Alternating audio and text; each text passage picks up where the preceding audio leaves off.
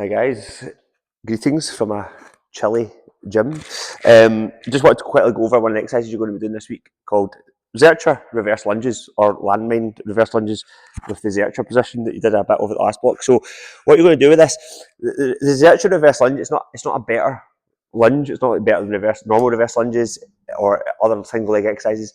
It's just a bit different, and I thought it was quite a good one to do in the early weeks of the block.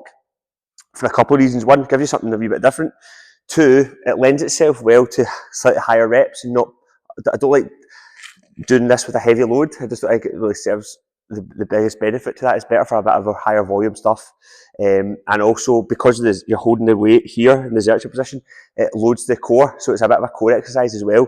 The other benefit to this is because you're going to be leaning into the weight a wee bit at an angle, it just sort of targets the legs and the glutes and the hips in a slightly unique way than if you're just standing upright.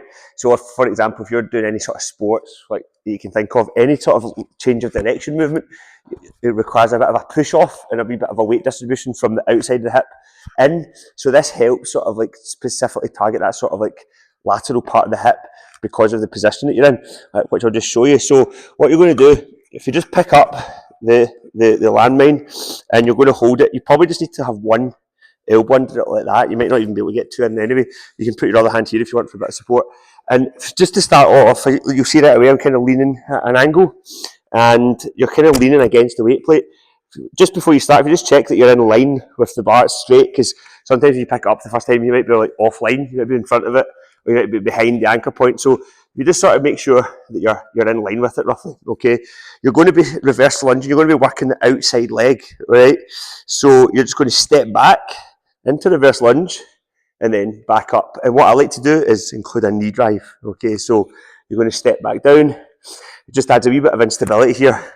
Gets your hips flexed. It means one hip's extended, one hip's flexed. You're mimicking that sort of running action, mimicking that athletic type movement. And like I said, you're kind of trying to push, you're kind of leaning into the weight plate itself. Obviously, you don't want to overdo the angle. You don't want to lose your footing, which you shouldn't because it's not slippery, but obviously you don't want to go way out here. So you're just standing at a nice sort of natural angle, and then you're just stepping back and then driving through. We're going to aim for about 10 reps per leg. Like I said, you should feel this in your core a wee bit. It loads up the core just because you're holding the weight in front of you. Okay, so we'll do it in a time format, so you'll have about 45 seconds to do each leg. And yeah, give it a go. Like I said, it's not going to be a mainstay.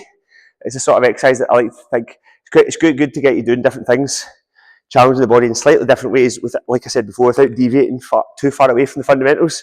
So this won't be a mainstay of any of the programs really, but a wee 2 to 4 week stint on it, it's nice. It gives your lateral aspect of your hip, like I said, a different challenge, loads up the core, which is always a good thing in the early weeks of a block as well, and it gets a bit of volume too. So yeah, we'll give it a go.